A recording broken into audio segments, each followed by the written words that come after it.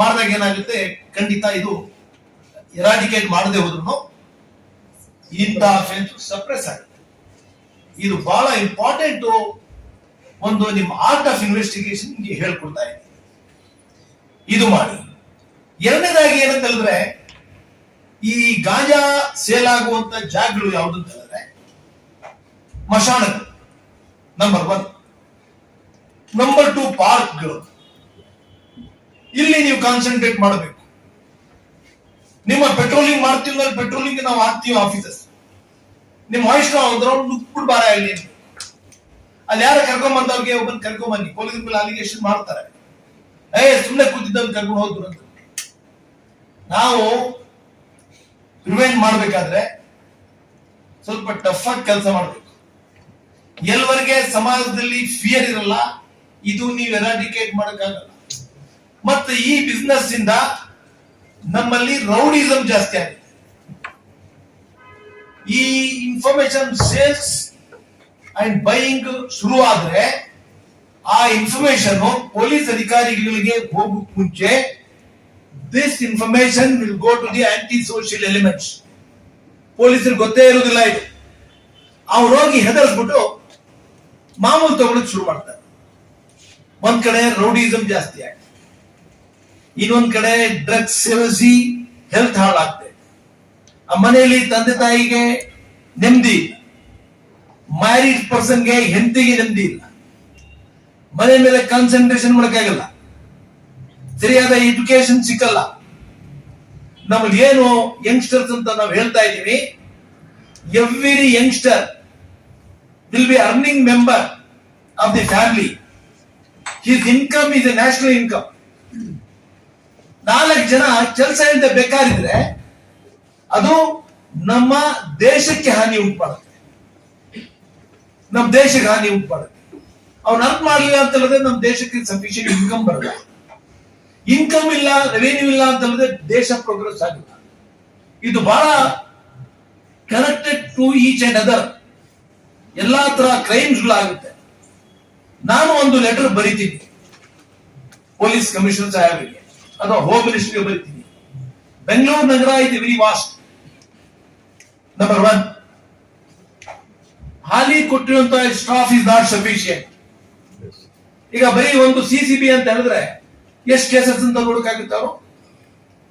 ಇದಕ್ಕೆ ಪ್ರತಿಯೊಂದು police station level ನಲ್ಲಿ ಈಗ ಏನು ಸಿಸಿಬಿ ನಲ್ಲಿ ವಿಂಗ್ ಇದೆ, ವುಮೆನ್ ಅಂಡ್ ನಾರ್ಕೋಟಿಕ್ಸ್ ಅಂತ ಹೇಳ್ಬಿಟ್ಟು, ಹಾಗೆ ಅಲ್ಲಿ ಒಂದು ಸ್ಕ್ವಾಡ್ ಮಾಡಬೇಕು. ಬಹಳ ಜಾಸ್ತಿ ಜನ ಬೇಕಾಗಿಲ್ಲ, ಒಂದು 4 ಜನ ಪೊಲೀಸ್ ಕಾನ್ಸ್ಟೇಬಲ್ಸ್, ಒಬ್ಬ ಸಬ್ ಇನ್ಸ್ಪೆಕ್ಟರ್ ಹಾಕಿದ್ರೆ ಅವನ ಡ್ಯೂಟಿ ಇದೇ ಡ್ಯೂಟಿ. ಇನ್ಫಾರ್ಮೇಶನ್ ತಗೋಬೇಕು, ರೇಡ್ ಮಾಡಬೇಕು, ಕೇಸಸ್ ಚಾರ್ಜ್ ಶೀಟ್ ಮಾಡಬೇಕು, ಕೇಸಸ್ ಕೋರ್ಟ್ ಟ್ರಯಲ್ ಬಂದಾಗ ಮುತ್ತುವರ್ಜಿ ವಹಿಸಿ ಆ ಕೇಸು ಟ್ರಯಲ್ ನಡಿಬೇಕಾದ್ರೆ ಅವನೇ ನೋಡ್ಕೋಬೇಕು. ಅದು ಆನ್ ಟೈಮ್ ವಿಟ್ನೆಸಸ್ಗೆ ಪ್ರೊಡ್ಯೂಸ್ ಮಾಡಬೇಕು. ಹೈಸ್ಕೂಲ್ ಸ್ಟೂಡೆಂಟ್ಸ್ ಹೇಳಿ ನಮ್ಮ ಸ್ಟೇಷನ್ಗೆ ಒಂದ್ಸತಿ ವಿಸಿಟ್ ಮಾಡಿ ಅಂತ ಆ ಪ್ರೋಗ್ರಾಮ್ ನಾವು ಮೊದಲು ಮಾಡ್ತಾ ಇದ್ವಿ. ಯಾಕಂದ್ರೆ ಮಕ್ಕಳಲ್ಲಿ ಭಯ ಇರಬಾರ್ದು ಅಂತ.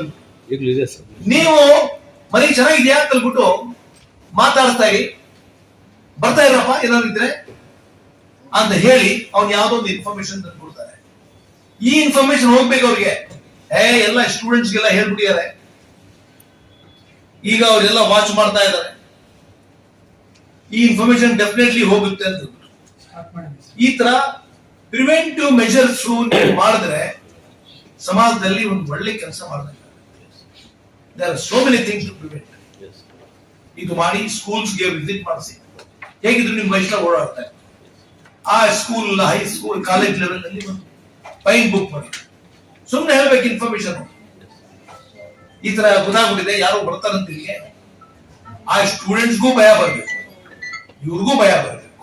ಬಟ್ ನೀವೆಲ್ಲ ಸಜೆಷನ್ಸ್ ಎಲ್ಲ ನಾವು ಕ್ಲೋಸ್ ಮಾಡಿಸ್ಬೇಕು ಅಂತ ಒಂದು ಏನು ನೀವು ಸಜೆಷನ್ ಕೊಟ್ಟಿದ್ದೀರಿ, ಅದು ಸರ್ಕಾರ ಒಪ್ಪುವಂತ ಪೊಸಿಷನ್ ಇಲ್ಲ.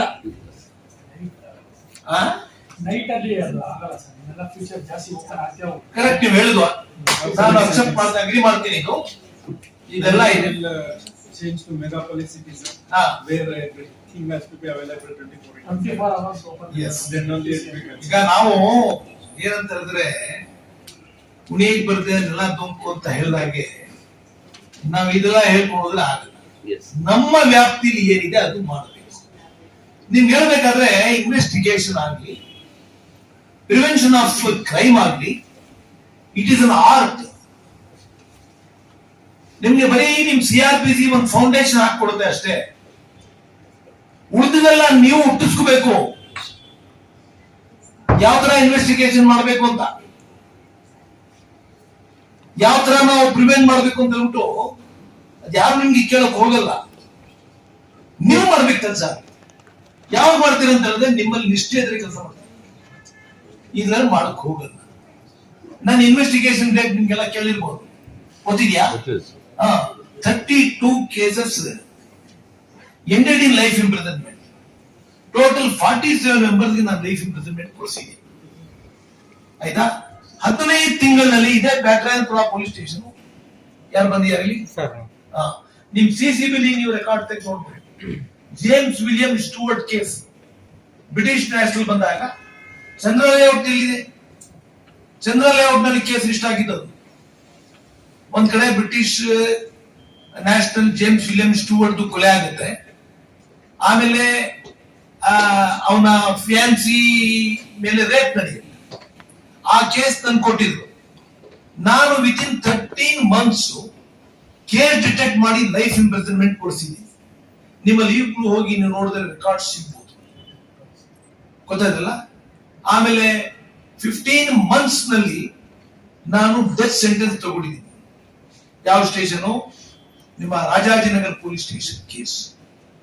ರೇಪ್, ತಾಯಿ ಮೇಲೆ ನಡೆದು ರೇಪ್ ಕೊಲೆ ಮಾಡ್ತಾರೆ. ನೇಹ ಅಂತ ಹೇಳ್ಬಿಟ್ಟು ಆ ಮಗುಗೆ ಕತ್ಕೊಂಡು ನಾನು ಹೋಗಿ ಗುಜರಾತ್ ನೆಡ್ಕೊಂಡ್ ಬಂದೆ. ಚಾಲೆಂಜ್ ತಗೊಂಡು 15 ಮಂತ್ಸ್ ಅಲ್ಲಿ ಡೆತ್ ಸೆಂಟೆನ್ಸ್ ತಗೊಂಡಿದ್ರು. ಫೈನಲಿ ಹೈಕೋರ್ಟ್ ನಲ್ಲಿ ಲೈಫ್ ಇಂಪ್ರಿಸನ್ಮೆಂಟ್ ಆಗುತ್ತೆ, ಅದು ಬೇರೆ ಮಾತು. ಹಾಗೆ ಎಲ್ಲ ಆರ್ಟ್ ಬೇಕು. ಒಂದೇ ಅಂತ ಹೇಳಿದ್ರೆ ನಿಮ್ಮಲ್ಲಿ ಒಂದು ಸಿನ್ಸಿಯಾರಿಟಿ ಬೇಕು. ನಂಬರ್ 2 ಆನೆಸ್ಟಿ ಬೇಕು. ಮೂರನೇದಾಗಿ ಇನ್ವೆಸ್ಟಿಗೇಷನ್ ಇದನ್ನ ಆರ್ಟ್ ಅಂತ ನಾನು ಹೇಳಿದೆ.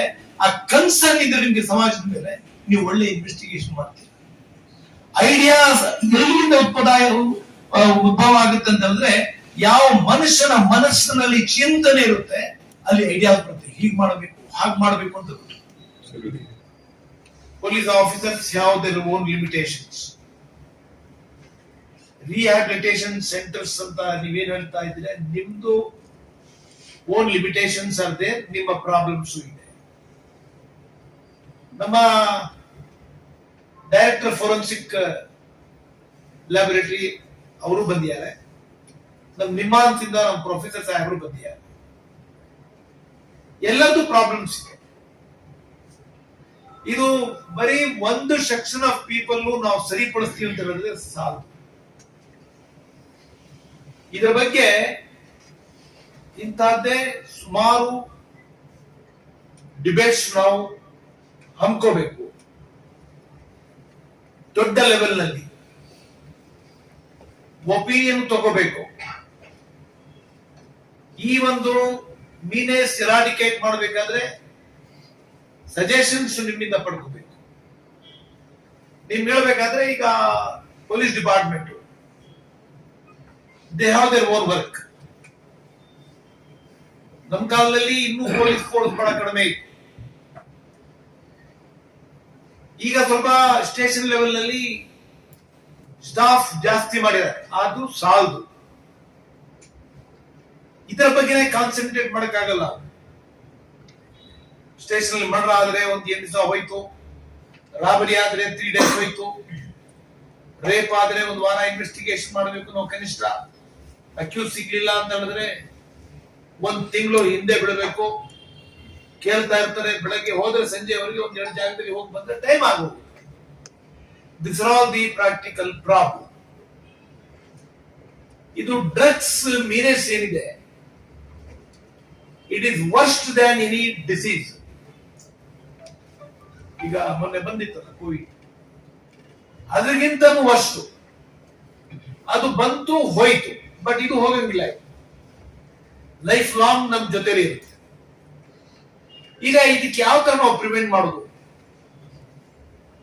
ಯಾವ ತರ ಪ್ರಿವೆಂಟ್ ಮಾಡಬಹುದು? ಪೊಲೀಸ್ ಆಫೀಸರ್ಸ್ ನಾವು ಸೆಲೆಕ್ಟೆಡ್ ಪೊಲೀಸ್ ಸ್ಟೇಷನ್ ಇಂದ ಯಾಕೆ ನಿಮ್ಗೆ ಇನ್ವೈಟ್ ಮಾಡಿದೀವಿ ಅಂತ ಹೇಳಿದ್ರೆ, ಈ problem is more where minorities are reside.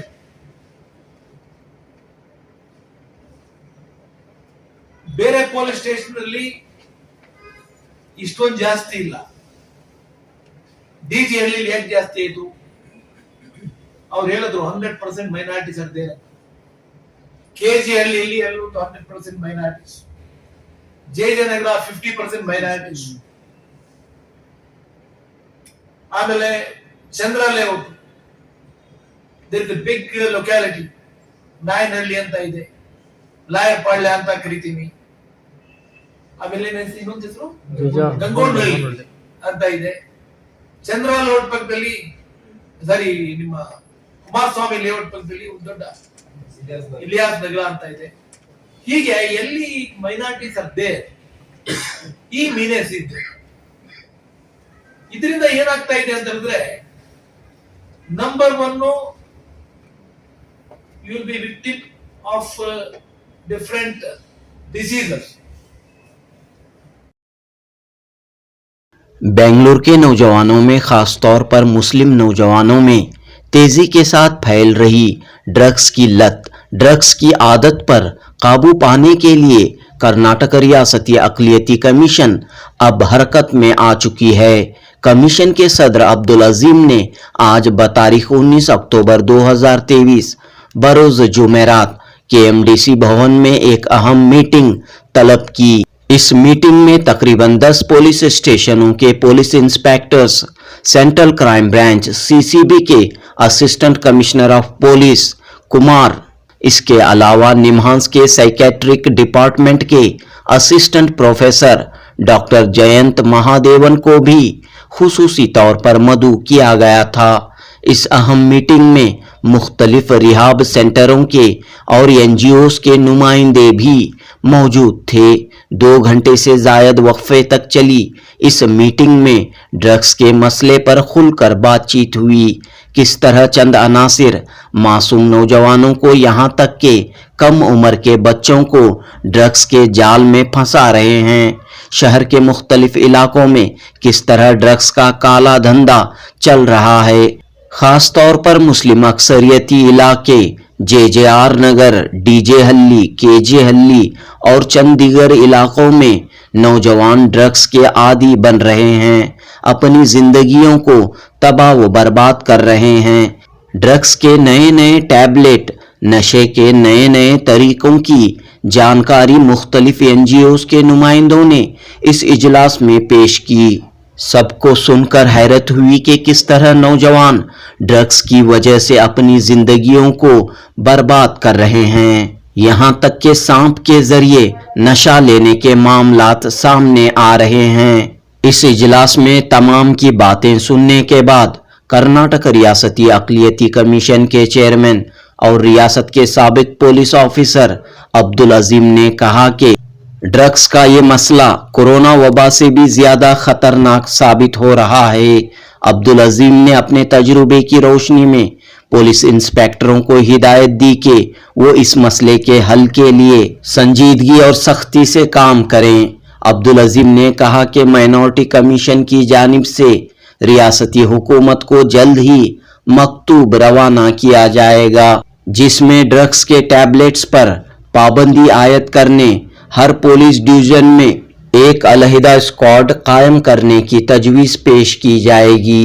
Abdul अजीम ने मिली और समाजी तंजीमों से अपील की कि वो ड्रग्स के सिलसिले में समाज में बेदारी पैदा करें। खास तौर पर वालिदैन इस मसले से आगाह होकर अपने बच्चों को ड्रग्स का शिकार होने से बचा लें। जुनूबी news report. Say that your child is so and so, he is into so and so. नहीं मेरा बच्चा